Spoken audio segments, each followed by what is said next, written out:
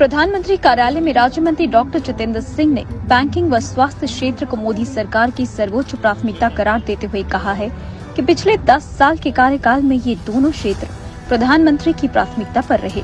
Banking क्षेत्र में जहां अतुलनीय सुधार हुए, तो वहीं स्वास्थ्य सुविधाओं को आम जनता तक पहुंचाने की दिशा में कई अहम कदम उठाए गए।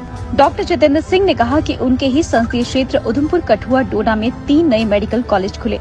इसके अलावा इन 10 सालों में MBBS की सीटों में 60 से 70% की वृद्धि की गई और पोस्ट ग्रेजुएशन की सीटें 90% तक बढ़ी।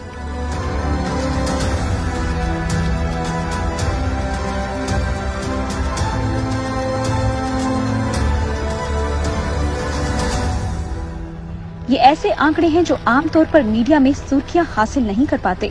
डॉक्टर जितेंद्र सिंह शुक्रवार को एम्स के महेशपुरा बख्शीनगर स्थित कैंपस में आयोजित एक कार्यक्रम को संबोधित कर रहे थे। ये कार्यक्रम एम्स व स्टेट बैंक ऑफ इंडिया की ओर से आयोजित किया गया था, जिसमें स्टेट बैंक ऑफ इंडिया ने अपने सामाजिक दायित्व को निभाते हुए एम्स को एक स्टेट ऑफ द आर्ट बस भेंट की। एम्स को बस भेंट करने के लिए स्टेट बैंक ऑफ इंडिया की प्रशंसा करते हुए डॉक्टर जितेंद्र सिंह ने कहा कि SBI एक 200 साल पुराना वित्तीय संस्थान है और भारत की विकास यात्रा का एक अहम अंग है। इस मौके पर स्टेट बैंक ऑफ इंडिया के chief general manager Vinod Jaiswal व deputy general manager Ravindra Kumar Gupta ने एम्स जम्मू के एग्जीक्यूटिव डायरेक्टर एवं CEO professor doctor Shakti Kumar Gupta को बस की चाबियां भेंट की।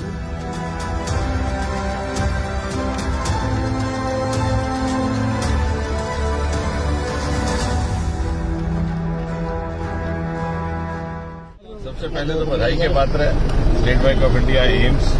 स्टेट बैंक ऑफ इंडिया जो भारत की विकास यात्रा का एक प्रमुख अंग रहा है, आजादी से पहले से लेकर 200 साल पुराना ये संस्थान, और एम्स जम्मू जो हमारे जो नवीनतम एम्स है उनमें से एक है, उनकी ओर से सहयोग मिला है। आज इस एम्बुलेंस के तौर पर मुझे विश्वास है कि भविष्य में सहयोग हमें प्राप्त होता रहेगा। इसमें महत्वपूर्ण बात यह है कि पिछले 10 वर्षों में प्रधानमंत्री श्री नरेंद्र मोदी जी के नेतृत्व में दोनों ही सेक्टर्स ऐसे हैं, बैंकिंग सेक्टर और स्वास्थ्य सेक्टर, जिसको सर्वोच्च प्राथमिकता दी गई है। यदि आप बैंकिंग की बात करें तो ये प्रधानमंत्री मोदी जी की सोच थी कि हर व्यक्ति का बैंक का खाता होना चाहिए, और मुझे प्रसन्नता ये कहती हूँ कि स्टेट बैंक ऑफ इंडिया ने उस समय भी अगुवाई करते हुए हमारा सहयोग किया। देखते ही देखते हर भारतवासी का खाता खुला, और न केवल उसका खाता खुला बल्कि उसका आत्मसम्मान भी बढ़ा। इसी प्रकार मुद्रा योजना आई, उसमें भी बैंकिंग सेक्टर का बहुत सहयोग रहा है। जितनी भी मोदी जी के द्वारा लाई गई स्कीमें थी, चाहे वो DBT था, चाहे वो कोविड आपदा के दौरान खातों में सीधे पैसे जमा कराना था, चाहे प्रधानमंत्री किसान सम्मान निधि था, उसमें बैंकिंग सेक्टर का एक प्रमुख भूमिका रही है। दूसरी ओर जहां आप स्वास्थ्य क्षेत्र की बात करें तो शायद बहुत सारे ध्यान में न आया हो कि सन 2014 से पहले इस देश में गवर्नमेंट मेडिकल कॉलेज की संख्या कुल मिलाकर के लगभग 145 तक थी। आज वो बढ़कर के 260 से अधिक हो गई। यानी जितने मेडिकल कॉलेज सरकार ने, केंद्र सरकार ने 65 वर्ष में स्थापित किए, लगभग उतने ही मात्र 10 वर्ष में मोदी जी के नेतृत्व में। और मुझे ये भी प्रसन्नता कहते हुए कि मैं एक ऐसे लोकसभा क्षेत्र का प्रतिनिधित्व करता हूं, उधमपुर, कठुआ, डोडा, जहां एक नहीं, दो नहीं, तीन मेडिकल कॉलेजेस हमें केंद्र के सहयोग से मिले। 20 तक एम्स की संख्या पहुंच गई। इसी प्रकार affordable, accessible and acceptable health care as well as medical education, इस उद्देश्य को लेकर के जब हम आगे बढ़े तो संख्या बढ़ा दी गई अंडर ग्रेजुएट MBBS सीटों की, MD सीटों की। लगभग 60-70% वृद्धि हुई है इन 10 वर्षों में MBBS की सीट्स में।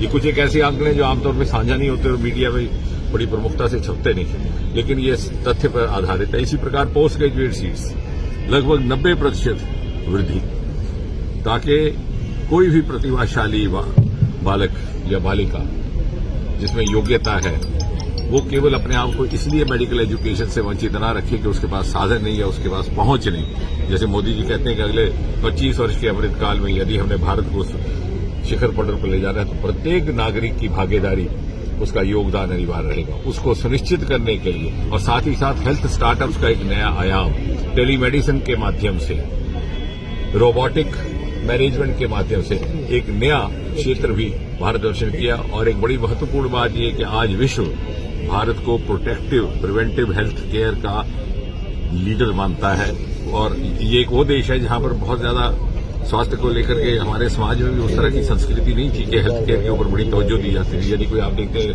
आपके पड़ोस में कोई बीमार भी पड़ जाता तो 2-4 दिन गुजर जाते देखने में कि साहब खुद ही ठीक हो जाएगा, यदि नहीं ठीक होता तो फिर वो कहीं डॉक्टर के पास जाने का सोचते। ये वही देश जिसके बारे में दुनिया सोचती थी कि इनको बहुत ज्यादा सेहत और सेहत का इलाज करने की परवाह नहीं रहती, आज उसने दुनिया को तोहफे के तौर पर कोविड का पहला वैक्सीन दिया। और मुझे खुशी है कि बायोटेक्नोलॉजी विभाग जिससे मैं जुड़ा हूं उसमें इसके ट्रायल हुए और आज इसे प्रोटेक्टिव हेल्थ केयर का लीडर माना जा रहा। जहां एक समय भारत दूसरे देशों की अगुवाई में काम करता था, आज दूसरे देश भारत की अगुवाई में काम करने को तैयार है। और साथ ही साथ एम्स में खड़े होकर के मुझे साधुवाद भी करना और बधाई भी देनी है जो हमारे यंग डॉक्टर्स हैं, रेजिडेंट्स हैं, जिन्होंने रातों रात कोविड की आपदा में अपनी प्रतिभाशाली परिश्रम से इस देश को आपदा से निकालने का काम